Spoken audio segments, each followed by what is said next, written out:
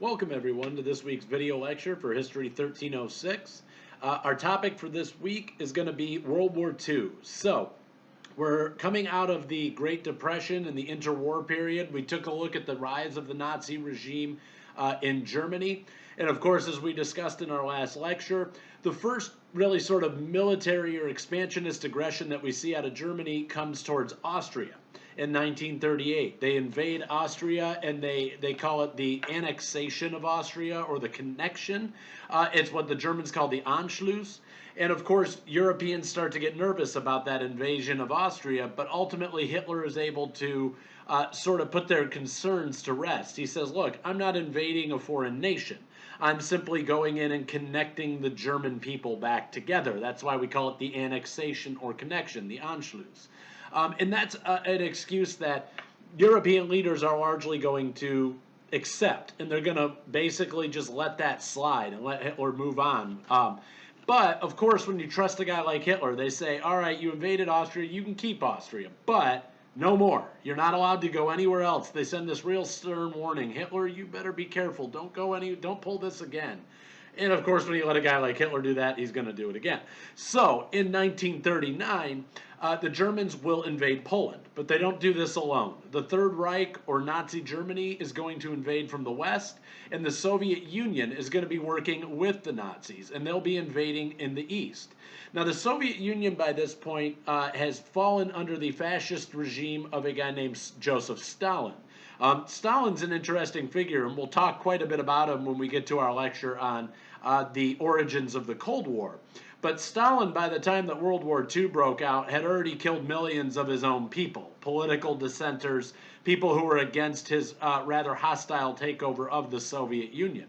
But it's important to look at Poland as the target and understand why this is happening, because it shows us again this big thing that I always go back to in our class. We always are talking about these patterns of cause and effect. World War II to the Germans is not so much a new war as it is a continuation of World War I. If you remember the Nazi regime, their ideological sort of pillars of this new political party is that the Treaty of Versailles should never have been signed in the first place. It was a terrible deal for Germany. And basically, the goal of the Nazi regime was to undo the ending of World War I. And part of the ending of World War I, if you remember, is when the Bolshevik Revolution breaks out in Russia. And you see this fall from the Tsarist empire into this sort of interim parliamentary regime, and then ultimately the takeover of the Communist Party there. When that's happening, their premier, Lenin, is going to have to step out and say, look, we can't engage in World War I anymore, and we want Germany to leave us alone. In order to get that to happen, they signed what is called the Treaty of Brest-Litovsk in 1918.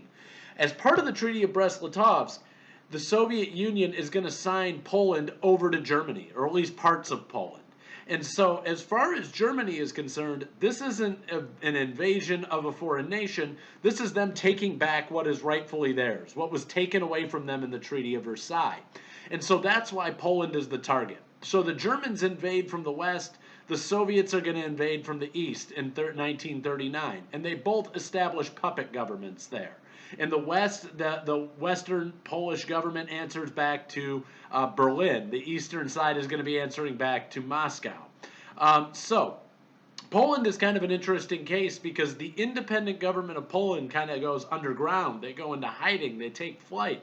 But they never actually surrender to Germany or the Soviet Union. They do remain independent throughout the war. And this is largely seen, the invasion of Poland as what we consider to be the beginning of World War II. Britain and France, the two capitalist democratic powers of Europe, do not declare war at this point on Germany. They really, if you look at the leadership, and this is something we'll suss out in a little bit later in this lecture, but Britain and France are reluctant to declare war on Germany because at this point they kind of see the writing on the wall and they know what that's going to lead to. And neither Britain nor France have the stomach to go into another major global war. And they understand that if they declare war on Germany, that's very likely where this is going to end up. So Poland is really the epicenter of this war in a lot of ways. You see the worst atrocities against ethnic Polish people. That's being committed by the Red Army in Poland. They're killing millions of Poles. Polish Jewish people are going to be rounded up and sent to concentration camps like Auschwitz, which is established, in great numbers. Roughly 3 million Jewish people are going to be executed in the ethnic cleansing of Poland throughout the course of the war. And it's important to understand that the atrocities are not just being committed by the Germans, they're also being committed by the Russians here. And so Poland's kind of getting hit from both sides, and that's why we tend to see that this is considered to be one of the areas of the worst atrocities, the worst war crimes, the worst human rights abuses that you're going to see in World War II. Now, the way that this all kind of comes to an end, this military alliance between Russia and Germany, is interesting. And in many ways, it's still largely unexplainable. Military historians have looked at this for years, and they still have not come to any clear consensus as to why Hitler decides to betray Stalin in 1941. They're working well together. Russia is a major, really unbelievably powerful ground army. And out of the blue, Hitler decides that he is going to attack the Russian army. And it's largely considered to be one of the biggest military blunders in global history, because when you look at Hitler and the Nazi regime, as we continue to sort of look at the patterns of warfare here, you'll see this. They don't run into any problems throughout 1938, 39, 40. It's not until 41 when they open up a war front on two sides, when they're being forced to fight on the Western Front with Britain and a largely sort of ceremonial inclusion of France over there. And then they're also fighting the Russians on the eastern side. That's the Nazi regime is growing, powerful, not really having any problems. Then 41 hits and they stall. And then from 41 forward, by 43, you start to see them decline back down and get pushed back into Germany. So in a lot of ways, this is Hitler's biggest mistake of World War II. When he betrays Joseph Stalin, when he attacks the Red Army, this is going to lead to the downfall of the Germans in Europe. And it's going to be really a huge misstep for Hitler and for the Nazi Party. And a lot of people have argued that at this point, by 1941, Hitler is no longer thinking clearly. There is a strong inclination, although I can't say that it's been, wholly proven. A lot of people tend to think that Hitler was suffering from degenerative syphilis. Basically, this untreated venereal disease had been rotting his brain out, and that by 41, his decision-making process is getting shakier and shakier. And you can see it evidenced in a lot of the footage of Hitler talking. When you see him in the 30s, he's loud, he's angry, he's bombastic, but he's rather steady. By 41, 42, if you see him, he's kind of shaking. He's getting more tensed up and doesn't necessarily look like the natural orator that he was in the 1930s. And a lot of people have said that this is either a result of the syphilis itself or of the treatment regimen, which has been floated around that he was on high doses of cocaine and opioids mixed together. So a lot of people are saying either the shakiness and the sort of indecisiveness that you see in Hitler towards the later years of the war is a result of this untreated syphilis or the treatments that they were trying to give him for it, which were just high doses of drugs. So that kind of, when you look at Poland, though, to sort of sum that up, that is where the heaviest fighting and the worst atrocities and the worst warfare is really going to take place in all of Europe. So I do want to we introduced the idea of the Holocaust when we looked at what happened with the Anschluss and this invasion of Austria, the occupation of their capital city of Vienna, and the exodus of hundreds, basically the exodus of hundreds of thousands of Jews from the Third Reich, 30,000 fleeing from Vienna alone into the United States. But it really, you have to understand that Nazi Germany didn't go into Austria with the idea of necessarily killing every Jewish person within their territory. That's not necessarily how the Nazi regime as a whole is thinking at the outset of that war. Now, you can read Mein Kampf by Hitler and understand that this is the ultimate endgame of Hitler himself. But Hitler is one person within a larger regime. And a lot of what's happening when it comes to the Holocaust is that from 38 up till 41, they're detaining Jewish people. They're stealing their property. They're kicking them out of their homes. They're seizing their businesses. For those of you who saw a movie like but I'm going to slow myself down, Schindler's List. I always want to say Himmler's Schist. I don't know why. But anyway, when you look at Schindler's List, he gets that factory that he ultimately purchases, Liam Neeson's character. He gets that because it was seized from a Jewish business owner. So up until 41, what's happening here is that the Jewish people are being seized. They're being taken away from their homes. Their businesses are being taken away. Their money's being taken away. They're being made to publicly identify as Jewish, but they haven't moved to that ethnic cleansing that we're all largely familiar with, that we call the Holocaust. It starts with taking their stuff, publicly identifying them, but then it builds. It moves from there. All of a sudden, they start detaining them, and they put them in concentration camps. But at the concentration camps in the earlier parts of the war, from 38 to 40, it's not a camp that carries out wholesale slaughter of Jewish people. They're actually being put to work, just like we saw, again, if you're familiar with Schindler's List, and I don't know how many of you might have seen that movie. I might be dating myself a little bit, but the Jewish people are working in the factories. In the early parts of the war, the Jewish people are working for the Nazi war effort. They're putting together munitions. They're building tanks. They're building weaponry. And so it's not until 41 in the establishment of something known as the Wannsee Conference that we see this idea of exterminating all the Jewish people in the Third Reich really taking shape. It's at the Wannsee Conference in 1941 where the Nazi leaders met, and they start talking about how to deal with the remaining Jewish people that are living under the Third Reich in Austria, Germany, and Poland. And so it's here at the Wannsee Conference that the Nazi plans turn from forced deportations, imprisonment in concentration camps, forced labor, until they start to move towards what Hitler and the other parts of Nazi leadership call their final solution. Their final solution is a plan to eliminate all of the Jewish people in the Third Reich's territories through mass executions. This is where the concentration camps that had previously been used for cheap or free labor get converted into death camps. It's when they start putting together the gas chambers. It's where they start carrying out mass executions of Jewish people. The bulk of the Holocaust and the final solution, as Hitler sees it, to the Jewish problem of Europe, it picks up steam and starts moving forward from 41 on. And from this point forward, all of the Jewish people living under the Third Reich would be rounded up, placed in concentration camps, and ultimately the end game for them. Now, many of them are going to be liberated from these camps by the Allied powers once they start marching in 43. But the game plan for the Nazis is to execute all of these Jewish people. They're going to do it by various means. Sometimes it's by firing squad. Sometimes it is execution through the very, very nefarious and well-known gas chambers of the Nazi death camps. That is where we start to see this shift. And so places like Auschwitz, places like Dachau are all going to be converted from basically holding camps and labor camps into death camps where people are being executed en masse.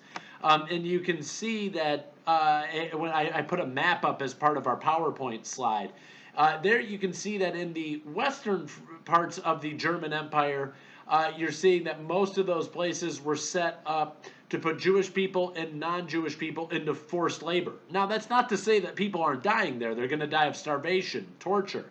If you look at a Nazi officer wrong, he might just put a bullet in your brain. But they weren't originally set up to be death camps. And you see that that's how it is in places like Germany, in Austria, and Yugoslavia. Those areas are not originally designed to be death camps. But when they set them up in Poland, that was the game plan from the start. They were originally planning to murder those people. They were set up there specifically for the purpose of killing Jewish people.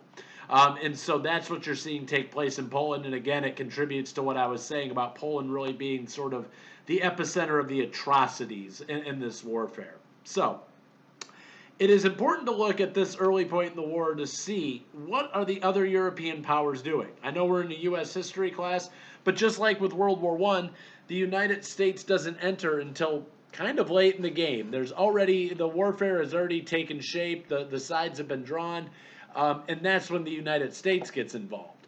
But it's important to look at what's going on in the rest of Europe. So 1935 is a notable year because Italy in that year, under the control of another fascist leader by the name of Benito Mussolini, they are going to invade Ethiopia. Now, Italy, to give you, this is, you're falling into my, sort of neck of the woods here in Africa. Ethiopia is the last independent African nation, with the small but notable exception of Liberia, which has a very intricate relationship with the United States, and it's not our concern here. But Ethiopia is a truly independent African nation, and Italy is militarily weak, but their leader is very strong. He's an authoritarian. Now, Mussolini is going to continuously try to invade Ethiopia and knock down the kingdom that's under Haile Selassie, a guy who's known as Rastafari. He's seen as a living god by Rastafarians in the Caribbean. And that ties into this idea because Ethiopia was like a beacon of hope to them. It was Zion to them. And so they could go back home to an independent African nation, is how the Rastafarians saw it. So they see the king of Ethiopia, Rastafari, which is his praise name. His real name was Haile Selassie. They are going to sort of see Ethiopia as this big beacon of hope. Well, Italy is weak. They don't have the massive colonial holdings that France and Britain are holding over there in Africa. So they try to get their piece of the pie. And Hitler's going to help them out. They have a really, really hard time. Mussolini and his military are not strong, and they can't take Ethiopia down. They never successfully conquer Ethiopia during the war. But Hitler looks at Mussolini and says, I'm a fascist, you're a fascist. We have this sort of natural symbiosis. And so they actually ally together. They are natural allies there. And the Italians are going to join up and see their goals as being very, very synonymous with the goals of Hitler and Germany, which is to be an aggressive and expansionist state. So from 35 forward, you have this alliance between Italy and Germany. In 1936 to 1939, the Spanish were embroiled in a civil war of their own. Hitler and Mussolini are providing support to a guy named General Franco. And the nationalist rebels there are fighting against what's known as the Second Spanish Republic. The Soviet Union is actually supporting the Spanish Republic. And so this is one of those wedges that military historians look at and say, maybe that's the reason for the break between Hitler and Stalin. But ultimately, the civil war in Spain is going to end with General Franco taking power. He's a strong authoritarian leader, again, very much similar to a guy like Mussolini or Stalin or Hitler. In 1938, there is something known as the Munich Agreement that would be signed by other European nations and Germany. This is what's put into place after Germany is going to seize Austria, after the Anschluss. So the Munich Agreement says that Germany will be allowed to expand into Austria and Czechoslovakia. This is all under this greater idea of reuniting the German peoples. Now, they let that slide, but there is a caveat to the Munich Agreement. The caveat says, but you're not allowed to invade any other territories. That's it. We'll let you have this. In 1938, Neville Chamberlain, the Prime Minister of Great Britain, agrees that the British and the French will not interfere with Germany so long as Germany and Italy stop their expansionist goals. Now, unfortunately for Chamberlain, as soon as he gets that promise, the Munich Agreement, from Hitler, Hitler says, okay, that's fine, yeah, I won't invade anybody else, and Chamberlain goes, good, we've got ourselves a deal. And then, of course, Hitler reneges on the deal, and he's going to go and invade Poland in 1939. So, this approach by Chamberlain is largely called the path of appeasement. He goes back home to England like a conquering hero. He says, I've achieved peace in our time. We have not had to go to war with Germany. We got this agreement from them. But when we look at this, if you have that benefit of hindsight or retrospect, Chamberlain is seen as one of the weakest leaders in European history for this move. He says, I got a lying, cheating, stealing authoritarian leader to promise he wasn't going to do something. I've achieved peace in my time. Of course, you can't trust a promise from Hitler. And so that's exactly what's going to happen. And so Chamberlain, he's largely remembered as this incredibly weak leader who was tricked and duped by Hitler. And so this path of appeasement is one that, when we look back on it as historians, is again, it's easy for us to sit here in hindsight and say that was the wrong move. We all knew what Hitler was going to do. But that's the path that France and Britain are going to take. They issue an ultimatum to cease aggressions in Poland. They tell Hitler, hey, stop. Don't do this, or you're going to drag us into a war. And of course, a guy like Hitler doesn't care. He ignores these concerns. And this is what ultimately is going to be drawing the French and the British, who are the bases of the Allied powers in the early war, into a war with Germany and her allies. And so it's the invasion of Poland that really drags France and Britain into it. They don't declare war immediately after this. They say, hey, could you please stop? Could you please stop? And of course, when Hitler doesn't stop, they're going to be forced to acknowledge that there is no negotiation with Nazi Germany or Hitler. So that kind of gives you the background of what's going on in Europe, and it at least sets us up to start understanding the United States' entry into this war. Up until 1941, the U.S., just like they had in World War I, decided this is not our problem. We're staying out of this one. There is a popular misconception that Americans, and I talked about this in our last lecture, that they had no idea what Hitler and the Nazis were really doing to the Jewish people of Europe during this time. But it is patently untrue. The American government knew full well what Hitler was planning on doing, what he was already doing, and then ultimately what his ideas about this were. The newspapers in the United States knew about it. They published about it. They reported about it. The people were reading about it. The Americans knew very, very well what was going on. But again, they see this as not their problem. The citizenry and the politicians in the U.S., they know exactly how the Jewish populations of Europe are being treated. But the United States looks at this and says, it's not our concern. That's not our problem. It's not our nations who are being invaded. It's not our people who are being attacked. He's not killing Jewish Americans. He's killing Jewish Polish people. And he's killing Jewish Germans. And he's killing Jewish Austrians. Not our concern. But on December 7, 1941, the Americans are going to have a different reason to become invested in this conflict that's going on around the world. And that would be what marks out the American entrance into World War I. So we'll get to that in a few minutes. But first, we want to tease out what is going on in America, why people have these different opinions as to what's going on in the war. The larger economic circumstances go a long way towards explaining why America is very leery about getting involved in any big, drawn out, sort of long investment in war. And that is because we are still dealing with the economic fallout of the Great Depression when these hostilities start in Europe. And really, we have Americans kind of split 50-50 on the issue. You have non-interventionists. They believe that America should stay out of the conflict. And they say, again, just like World War I, this is a European war, and we need to put America first. America's priorities are important. We need to get our own ducks in a row, get our economy back up and running, get America in a good position before we can go and enter into a European war. And again, you hear a lot of the same rhetoric we heard in the build-up to World War I, which was Europeans will always fight and kill each other. They've been doing it for hundreds of years. They're going to be doing it for hundreds of more. It doesn't mean that Americans need to go and get themselves killed over European conflicts. The interventionists on the other side, though, I think in terms of, if we wanted to give them some credit, you would see that they understand who Hitler and the Nazi regime really is going into this war. They get what's going to happen here. They wanted to enter the war on the side of the Allies. Unlike with World War I, there is no confusion as to who the United States is going to back in this war. If we enter, we're entering against Germany with Britain and France. Now, the interventionists, the argument that they make is, look, if we don't get involved in this war early, right now, then we are going to have a serious problem because the Nazis aren't going to stop. Their allies are not going to stop. If we want to deal, we would rather fight this war on their soil, not on ours.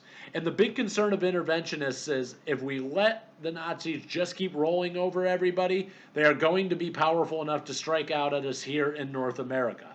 We're going to be fighting a war in our waters, off our shores, on the east coast of the United States. With the entrance of the Japanese into the war, we're going to be fighting off the west coast of the United States. That this is a war that no matter how much we stick our heads in the sand and try to ignore what's happening in Europe, it is going to find us. And that's the position of the interventionists.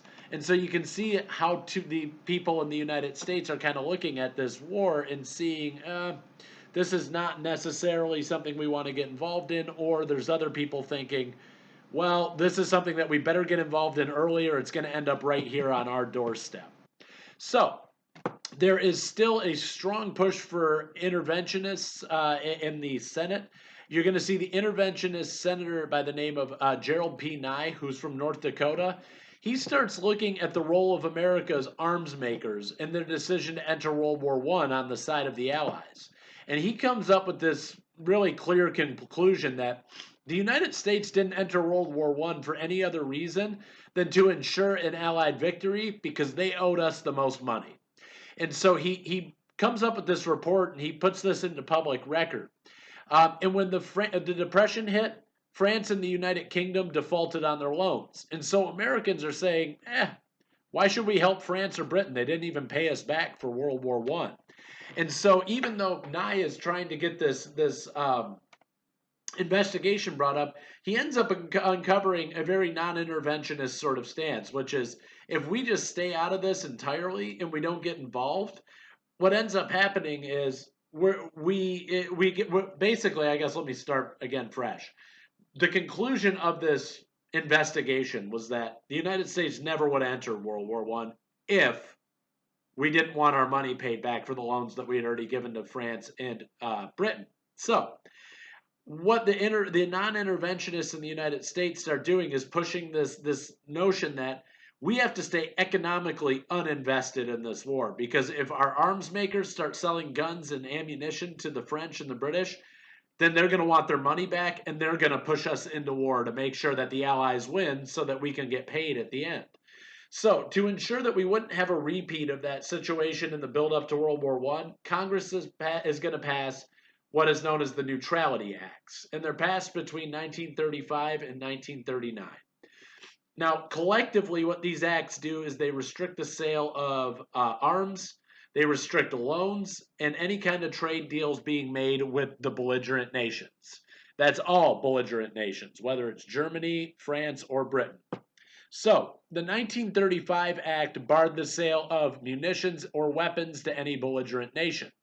The 1936 Act prohibits the United States from giving any kind of loans to belligerent nations, and the 1937 Act would allow belligerent nations to purchase non-war related goods as long as they could pay in cash and transport the goods themselves. This is what the 1937 Act is, one of the key terms that you can expect to appear on the exam. This is known as the cash and carry policy. Again, we want to look at this pattern of cause and effect.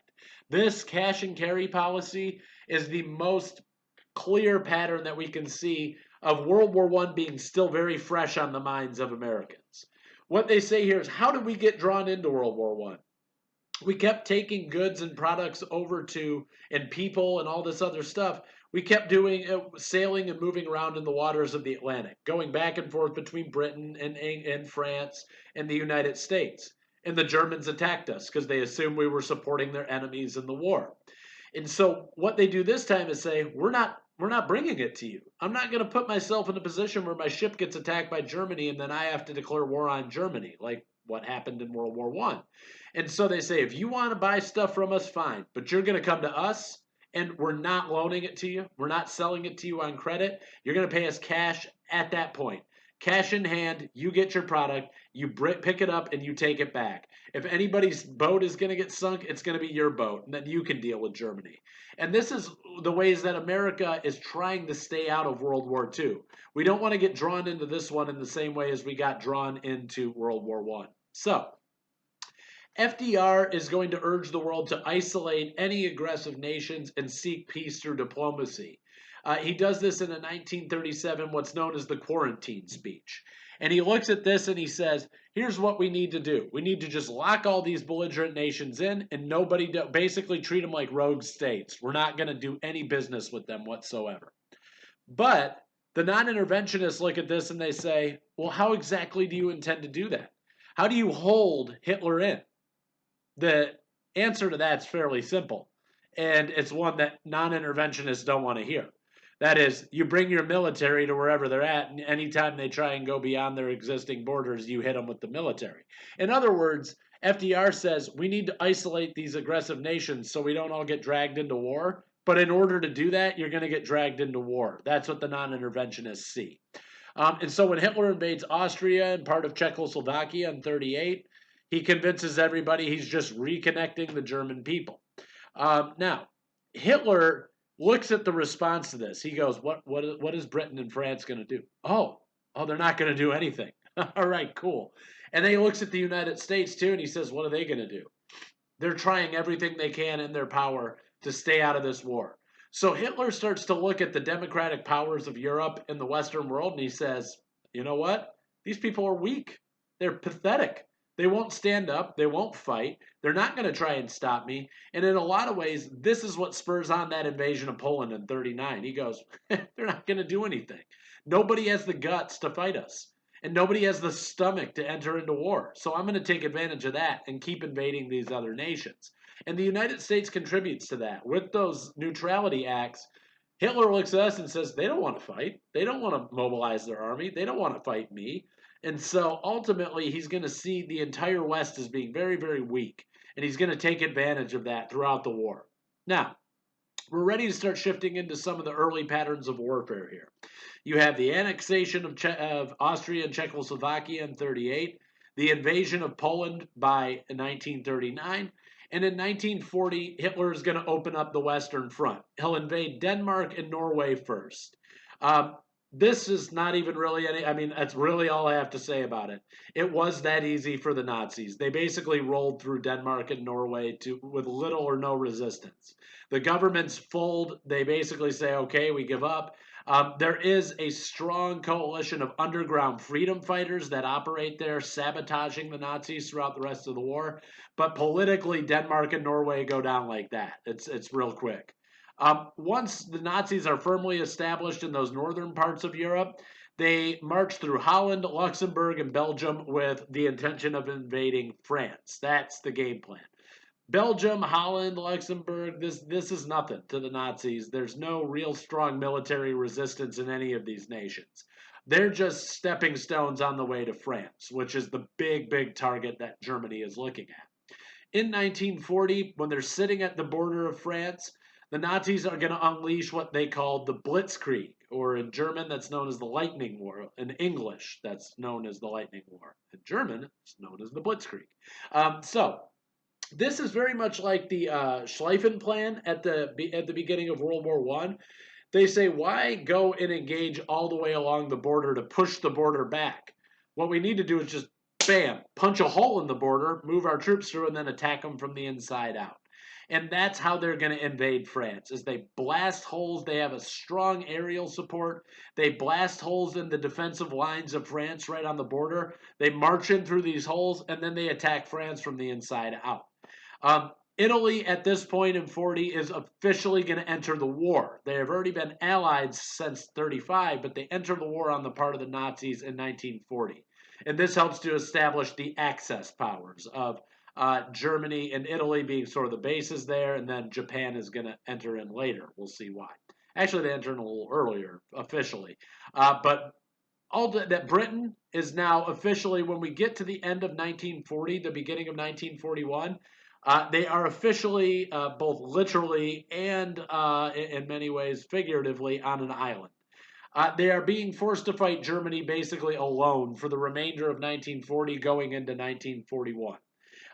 This is going to result in massive bombings in their capital city of London. In fact, you can still do walking tours around London today and see churches and public buildings that are bombed from this warfare.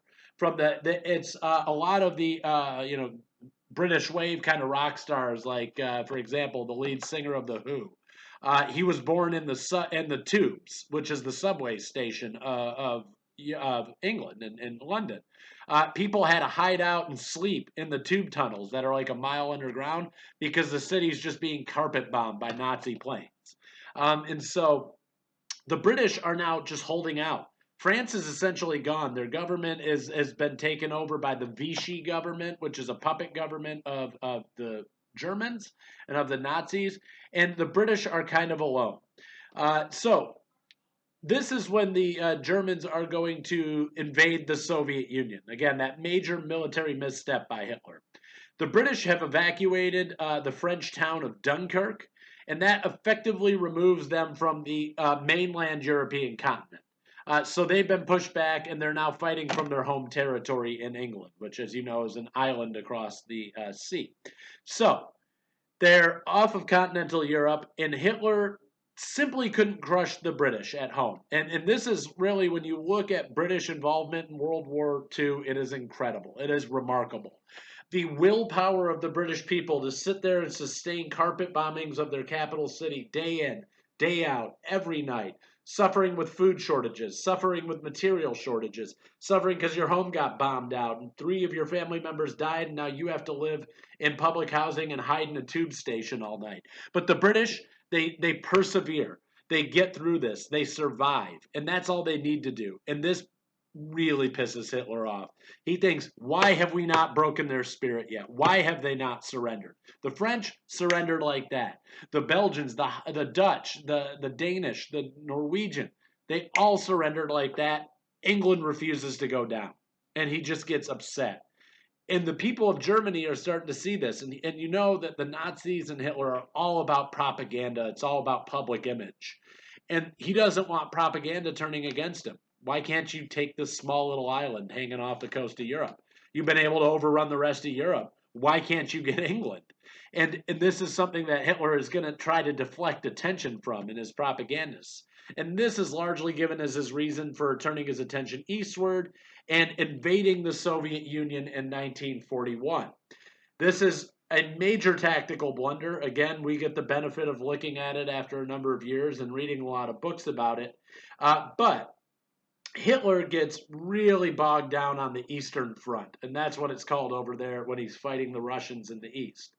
And rather than doing what he did in France, where you use your superior military power to punch holes in their defense and march in and go attack their capital of Moscow quickly, this is what he does with Paris. But Hitler gets bogged down. They get kind of in this quagmire on the Eastern Front. They get stuck in this battle where they're constantly fighting in places like Poland. They're fighting in places like the Ukraine. They're fighting in all of it. Basically, Eastern Europe becomes the war zone. And all of those independent Eastern European states, the ones that were carved out in the Treaty of Versailles after the Treaty of Brest-Litovsk, that becomes like a buffer zone between Germany and Russia, but it's where all of the warfare between those two is going to be taking place. And for the remainder of that war, Hitler and the German forces, it's a giant mess. They can never really make any headway, and they're pushing a lot of their military resources there. And that's going to open them up and make them vulnerable on the Western side. So FDR had, for a very good part of the portion of this war, maintained a non-interventionist approach. Throughout his first 2 terms, he basically says, this is not our problem. This is not an American thing. We're not going to get involved. But Americans are really, really, really far more invested in the Allied war effort than they had been during World War I. The interventionists are arguing that if you want to keep Americans safe, if you want to keep Nazis off of our soil, we need to go and help. That message was thrown out since the 1930s, but by 41, when you look at the situation in Europe, this seems very, very plausible, and it's a very realistic situation. Almost all of Europe's been overrun now. And so all you have left is England, and they can only sustain so much. And so FDR looks at this, and he revises the cash and carry policy. And he says, now it's not just about food and clothing and medicine. Now we're going to be able to basically give munitions to the Allies. without actually getting involved. I can still maintain my isolationist position, but we're going to be able to give weaponry and munitions to the Allied powers. As long as they can come here, pay for it in cash, and then take it back themselves. By 1941, though, Britain's out of cash. They got nothing left. They put all their money towards defending themselves from the Nazis. And so FDR has to go around the New Neutrality Acts, and he passes a new act, which is known as the Lend-Lease policy. And this is important because this is what FDR does. Is he says, look, I'm bound by the laws of the United States that Congress passed. They said I can't just give weaponry to the Allies. And that's really what we need to do by the end of 41. So under this policy, the U.S. could loan or lend Britain the weapons and supplies when they needed it. And so this is going right around, this is basically circumventing the Neutrality Acts. Now here's the funny thing. When you look at this, how do you lend somebody a bullet?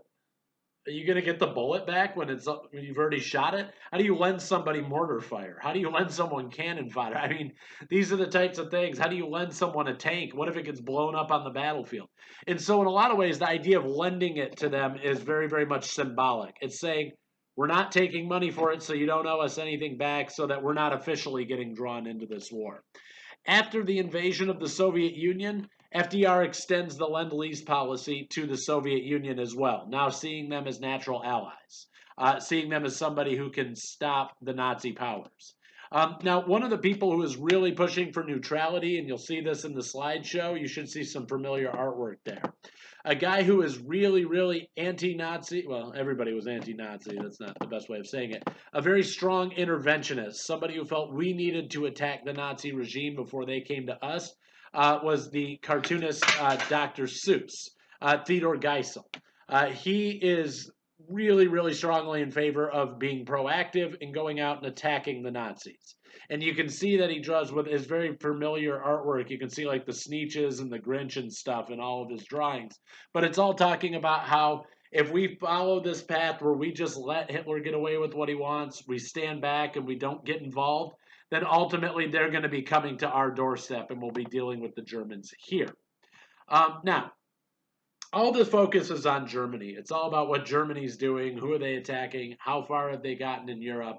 But ironically, it's not going to be Germany that draws us into the war. It's going to be Japan. Much to the chagrin of non-interventionists, the Lend-Lease program effectively drew America further into the war on the side of the Allies. Because of the policies that FDR passed and the support we're now giving to the Allied powers, German submarines are patrolling the Atlantic in 41, and they are attacking American ships. Now, before we've even declared war or enter World War II, the U.S. naval policy is to attack any German ships in the Atlantic on sight. They are basically going to be treated as enemy ships as if we were in active combat. So America is officially drawn into an undeclared naval war in September of 1941. But as I've already mentioned, it's December 7th, 1941, when the Japanese attacked the U.S. naval base at Pearl Harbor in Hawaii, that officially draws the United States into World War II. So we got to look at the reasons for the attack on Pearl Harbor. One is that the general consensus and the idea that at least the Japanese military was looking at is they're looking at what's happening in the Atlantic and going, we're not far off of the United States attacking, basically entering the war on the side of the Allies. And so the Japanese are basically, they are naturally aligned with Hitler in the sense that they're expansionists. They've invaded China and taken it over as a colony. They've invaded Korea. They're invading many, many, many Pacific islands. And they're inching around into some of the Pacific islands that the United States has technically claimed, like Guam and the Philippines. So they look at this and they say, we need to preemptively attack the United States. If we can blow up their entire naval capacity before they declare war on the Axis powers, then we can basically ensure that we're going to be the dominant naval power in the Pacific. Now, the Japanese had also, the reason they thought the United States was ultimately going to enter this war is because they had threatened America's open door policy that we saw established with China, When they invaded China in 37 and took it over, when they claimed it as a colony of their own, they had really, really, really screwed up this open door policy. In addition to that, the United States, in response to that, the United States was the biggest supplier of oil to the Japanese at this point. And the Japanese need the oil for their war machine. But when they invaded China in 37, the United States cut them off and they said no more oil. And so this is why you can see there's already a growing bit of discord between the United States and Japan that largely makes the Japanese feel the United States entry into this conflict is inevitable, so we better hit them before they get involved. We better strike first so that they don't hit us. And so FDR stands up and talks about December 7th as a date that will live in infamy. And you can see that this is seen as a really, really treacherous act. A belligerent nation is going to step out and attack a non-belligerent nation. The United States had declared war on no one, and the Japanese attacked them out of nowhere. And so, obviously, this is going to draw the United States into the war. We're going to see, I think you all know how that plays out. I will come back to what the United States' involvement is. But we need to look at the impact this is going to have on Asian Americans in the home front. America already has, as we've seen with the Chinese Exclusion Act, the Gentleman's Agreement. The United States has a questionable history of interacting with Asian immigrants and Asian Americans. And so we've seen segregationist laws, anti-miscegenation laws, a total ban on Asian immigration. These generally characterize the American attitude towards Asian people living here after, up to and after the war. Now, the strike on Pearl Harbor, it makes this way, way worse. And again, I have to go back to what we were talking about during America's imperial expansion. Americans at this point in time don't distinguish between Chinese, Japanese, Korean, Vietnamese. It doesn't matter. Asian is Asian, and as far as the Americans are concerned, Asian is Japanese. So what you tend to see is that people of Chinese descent, of other Asian descents, they rush to affirm their loyalty to the United States. They say, look, we're not Japanese. In fact, the Chinese have it the worst than the Koreans because they've been invaded. Their enemies that's Japan is their enemy. And so they're saying, look, we're not them. They're attacking us too. They're the problem, and we're trying to fight on your side. But the government is really, really fairly cognizant of this. They understand that the American government has major concern. They're worried that Americans are going to start wholesale attacking and possibly even slaughtering Asian Americans, particularly in the West Coast. And so what the government tries to do is direct all of its wartime propaganda towards the Nazis to try to ward off this attack on Japanese people living on the East Coast of the United States. West Coast of the United States. Now, that doesn't mean that FDR is going to do right by the Asian American people living here, in particular the Japanese American. Claims that there's a lot of rumors going around in the United States after Pearl Harbor that Japanese Americans and Japanese immigrants helped organize the strike on Pearl Harbor. And the day after Pearl Harbor, a Japanese sub torpedoed an American ship off the California coast. So the American government starts freaking out, and their biggest concern is an attack on the west coast of the United States. They think there's going to be a full-scale invasion. In order to ward this off, FDR is going to issue an executive order on February 19th, 1942. This is known as Order 9066. When FDR issues this order, it basically calls for the internment of, or the rounding up, it takes 110,000 Japanese and Japanese Americans living in Portland, so I'm a little more wrapped up in current news, in Oregon, Washington State, and California.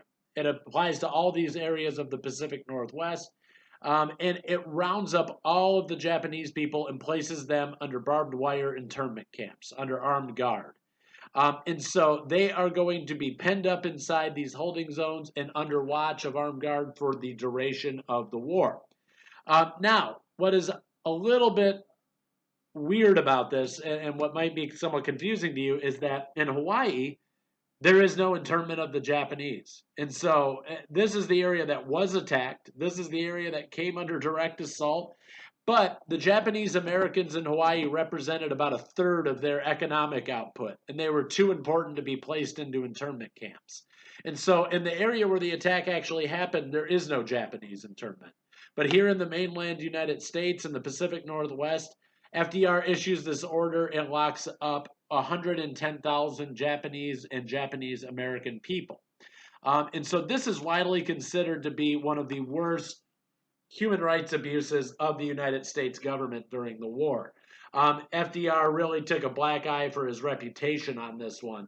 But he does it with the idea of basically we cannot afford the threat of a Japanese invasion, and we need to, just in the same way they attacked us preemptively, we need to ultimately continue to we need to be proactive as well, and we need to prepare for the potential of an invasion of the United States by the Japanese. And that's how he goes about doing it. Again, that is a major human rights and just American rights issue with that executive order, and it's largely considered to be the biggest black eye on the U.S. In terms of their behavior and actions during World War II. So during the war, there is definitely a strange economic trend that happens here. We are still at the outset of the war suffering through the Depression. We're still hurting really bad economically. But during the war, America's gross national product rises 60%.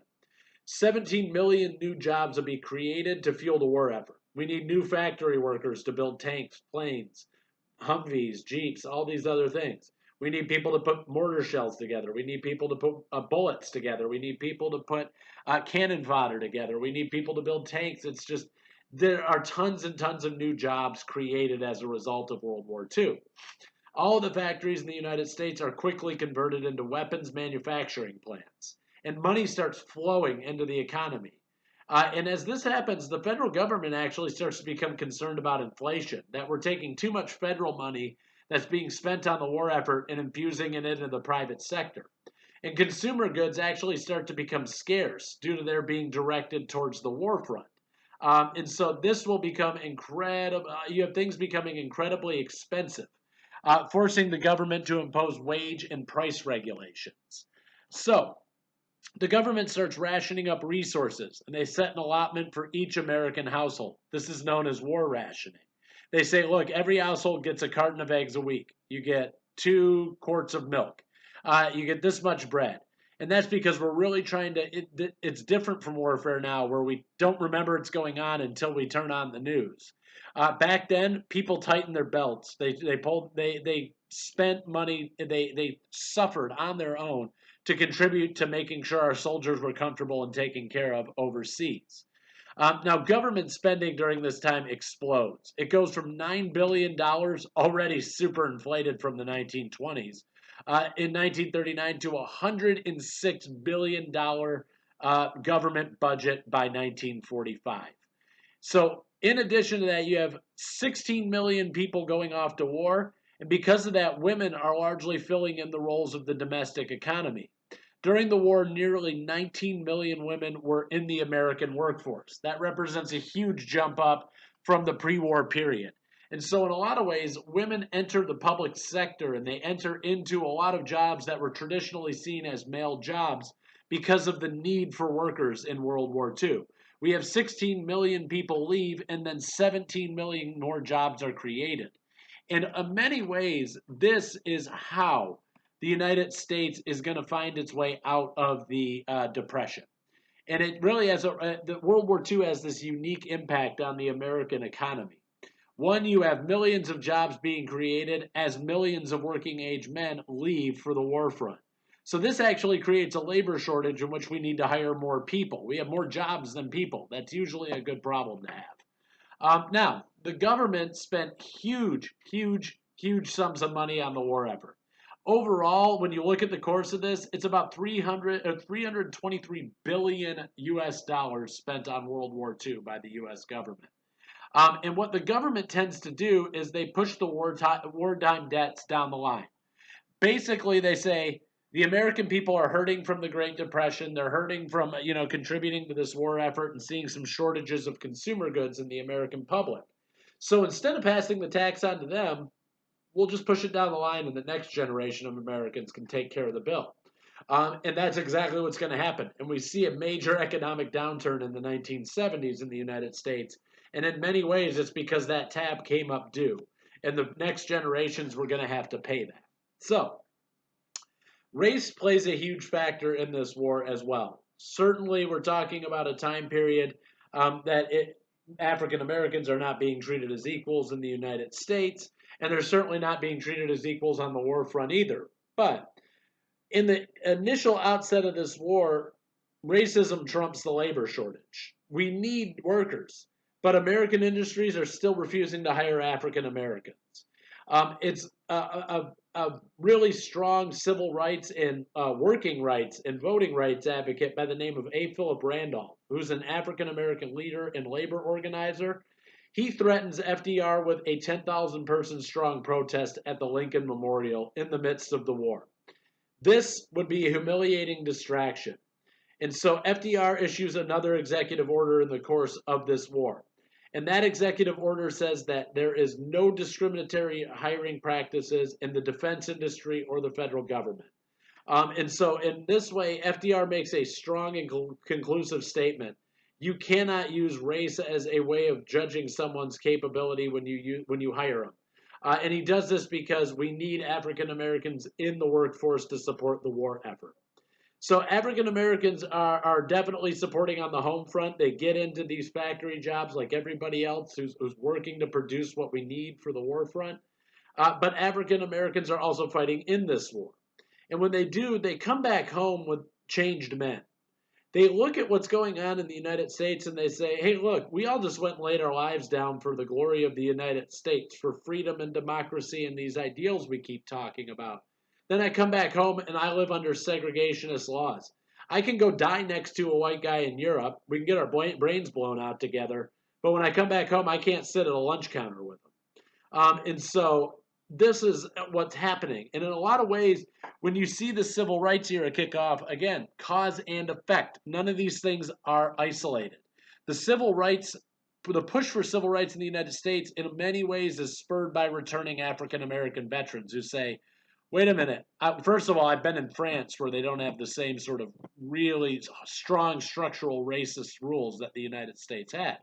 So they're treated better by the French people over there. Then they come back home, they get treated like crap here in the United States, and they say, wait a minute. If I can go die at a Nazi end of a Nazi bayonet, just like the white guy next to me did, why can't I come back home and be treated like an equal to him here in the United States? And so they start to lay the foundation of the post-war civil rights movements in a lot of ways. Now, there are two really notable events. I'm going to leave you to read about them in your textbook. But the Detroit race riots and the Zoot Suit riots on the West Coast out in California, like San Diego and Southern California. These are two instances of racial violence that break out, and they're fueled in both areas by returning veterans. They come back to their neighborhoods and see that in the course of some time while they were gone, the neighborhood demographics had changed. In Detroit, you're dealing with African Americans moving into predominantly white neighborhoods. In California, with the Zoot Suit riots, it's about young Hispanic kids who wear zoot suits as a style, and they are being attacked. Ostensibly, the reason it's given is they're not patriotic because we need cloth for the war effort, and they're wearing these big oversized suits. That's not really what it was about. It's that returning Navymen and seamen from the U.S. Navy come back to the West Coast and find that their neighborhoods don't look the same. They don't sound the same as they used to. And so you see these instances of racial violence in which returning vets are attacking ethnic and racial minorities in the United States. But I'll let you read about those in the textbook in the sake of sort of sticking with our narrative about the war abroad and what the United States is doing overseas. So America's foray into this war is going to come by way of North Africa. Italy had been fighting the Allied forces in North Africa throughout a lot of the war. They were attacking British forces in Egypt, which is a British colony at that point, and Egyptian forces in Algeria, Morocco. So basically, this is a fight in the colonies of northern Africa. But the United States looks at the situation here and they say, all right, we've got some options. Here's what's going to happen. American troops are less experienced. We're a little bit green. We don't have and we got a lot of young recruits going over there. It's our first foray into the war. The Germans are super strong. They're battle tested. They're well trained. And so FDR and Churchill get together and they decide that they're going to go a different route. They say, let's attack the soft underbelly of Europe. And so they say, we don't want to go take the Germans on first. That's just going to demoralize our troops and our soldiers. Let's go attack the Italians. We're going to have better success there. So they hit the Italians first in North Africa and they drive them effectively out of the African continent. By 1943, the United States has invaded Sicily. They've got the Italians on the run, and they actually force them to surrender in that same year. By September of 1943, the Italians throw up their hands and say, that's it, we surrender. The Germans, however, aren't going to let this happen. They march their troops down into Italy, and they bolster up Mussolini's crippled forces. And that allows the Italians to kind of limp forward with the war effort in Italy, until the Germans actually surrender in 1945. But again, the United States, the tactic they take is go into the easiest spot, and from North Africa, we will invade Europe from the south. So that is not the only fighting that's going to be occurring in Europe. There are some key battles and points of the war that you need to know about. The Soviets are keeping the Germans busy on the Eastern Front. And the United States now is looking to open up a new front, the Western Front. We know that France has been overrun, Britain's been kicked back home, and so the United States will launch what's known as their D-Day invasion of Normandy, France. This is done under the command of General Dwight D. Eisenhower, and this is all happening in 1941. So Eisenhower, what he does is he builds a fake army, and he allows the Germans to intercept messages that leads them to believe that the invasion is going to occur at a very specific point across the English Channel. And he even puts a fake army there in England and stations them like they're getting ready to move across. And he secretly sets his real troops up at a different spot up the coast in England. And so really what he's trying to do is mobilize, without the Germans seeing it, 175,000 troops, 6,000 naval ships, and 6,000 aircrafts. And he needs to move them all across the English Channel for a surprise invasion. After 2 months, fighting on in the Normandy area of France, the invasion would be successful. The Germans are driven out, and the Americans have set up a foothold, a bulkhead from which they can fight into the rest of Europe. And so they start marching and pushing the Germans back out of France, and they meet up with another column of Allied troops who are coming in from the south, and they meet up in eastern France and begin their push towards Germany. Hitler is going to counter this with a massive offensive on this combined group of Allied forces. This attack is known as the Battle of the Bulge. This is the deadliest battle for the United States. 77,000 Allied troops are going to die. But even though it is extremely costly to the Allies, the German offensive fails. It doesn't actually stop the Allies from continuing to march on the German powers. The Germans are looking like things are not going well. It's starting to go downhill for Hitler and the Germans. And when this happens, FDR, Churchill, and Stalin are going to meet up in Yalta, which is on the Black Sea coast in 1945. They start seeing this push into Germany. They see the war drags out for a long time there. But in 45, it starts to become clear that the Allies are going to win the war. And so FDR secures a Soviet promise at this point to enter the war against Japan in the Pacific. And so the Yalta Conference, as this meeting is known, would also lay out the plans for a post-war world. Basically, at Yalta, the Americans are starting to look at what's going on, and along with their allies in France and Britain, and they say, we've got this war in Europe pretty well locked up. Now we need to start asking some questions about how is the world going to run after this war comes to a close. And so it's there that they start talking about this idea of something known as the United Nations and the Permanent Security Council. And that's a notion we're going to get to a little bit later in the class. I don't want to beat a dead horse with that now. But to wrap up how the war goes in Europe, Hitler and his forces are being driven back towards Berlin. They're losing ground. And he's holed up in a bunker in Berlin as the Soviets advance from the east and the Americans bore down on them from the west. Refusing surrender, Hitler decides to off himself with a pistol, and Germany will unconditionally surrender to the Allied powers on May 7th, 1945. That is the end of the war in Europe. But that's not the end of the war for the United States. In the Pacific, where that, remember, the real enemies of World War II to the Americans, the ones who attacked us, are the Japanese, not the Germans. And so America mobilizes what little naval power it has left and its ground troops and starts getting ready for a fight out in the Pacific against the Japanese. And in the early part of that fight in the Pacific, things are not going America's way.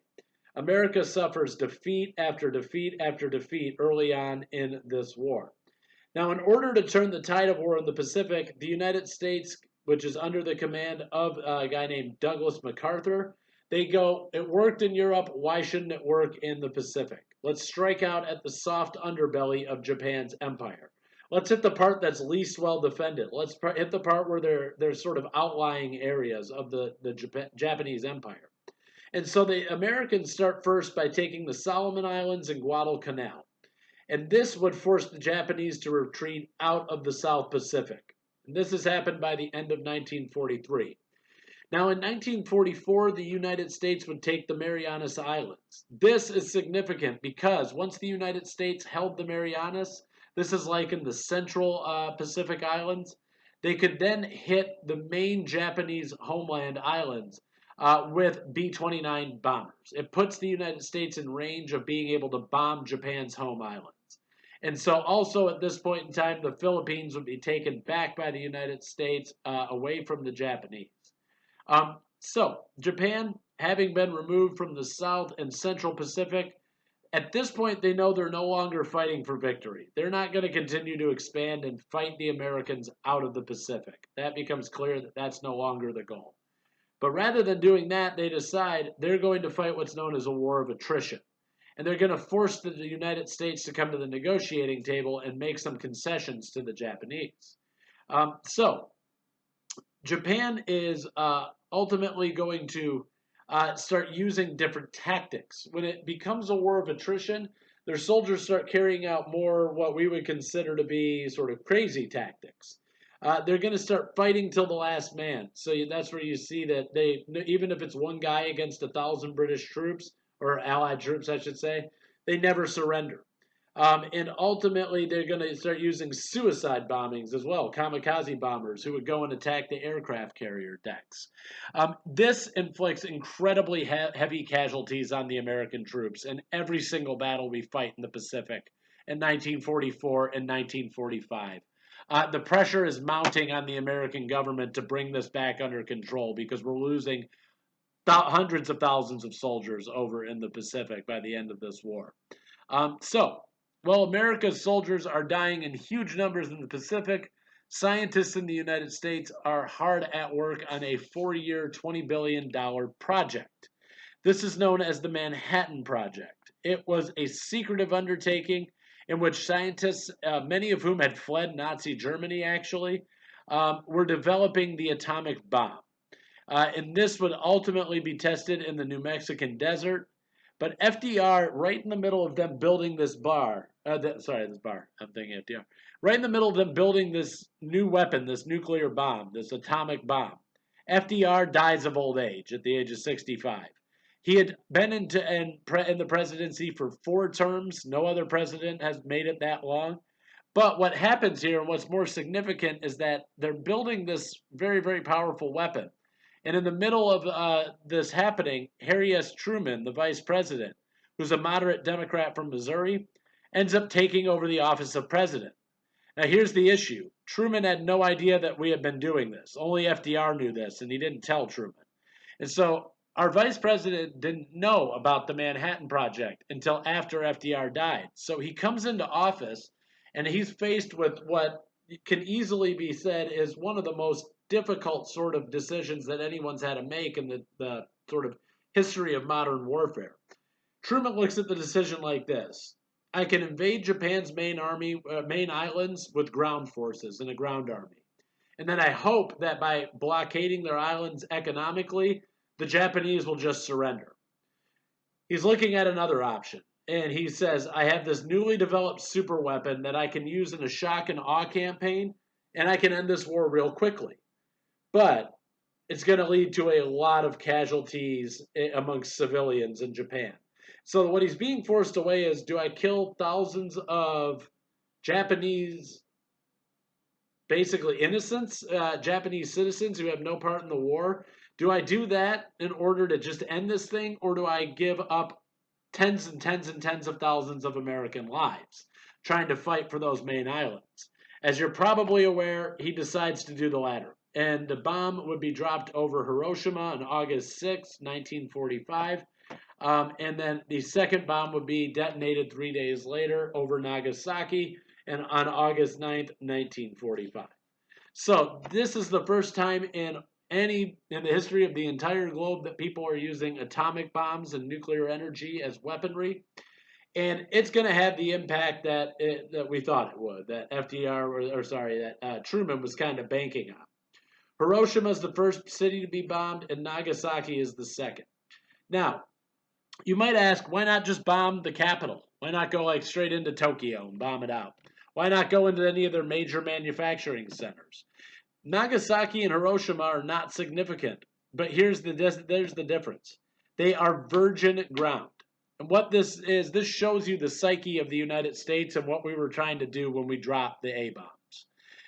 It's supposed to be used as a psychological weapon in many ways. This is what they don't want. If I go and I bomb Tokyo with an atomic bomb, well, guess what it looked like before? Because I've been dropping bombs with B-29s on it for the last 3 years. It looks like crap. It looks like it's already been bombed out by the time that the Allies are closing in on the islands. The major cities, the major manufacturing centers, they're all torn up for being bombed for the last few years. So you don't really get that impact of, here's what a nice, beautiful, untouched city looks like on one hand, and then here's what happens when I drop the bomb afterwards. And that's what the Americans were trying to get out there.